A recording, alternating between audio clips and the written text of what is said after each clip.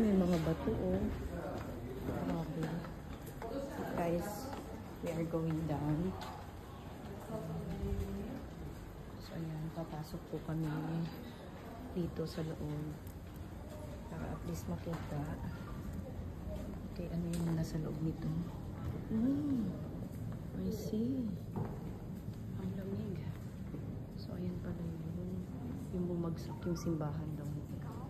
Ayan siya. So, ayan yung mga buto. Ito yung mga buto ng mga namatay ng mga pari. Yung mga pari, ganun. Ang buto nila, ang buto sa yung cross. Ayan. O, diba? Isa kami. So, ayan si Jessica.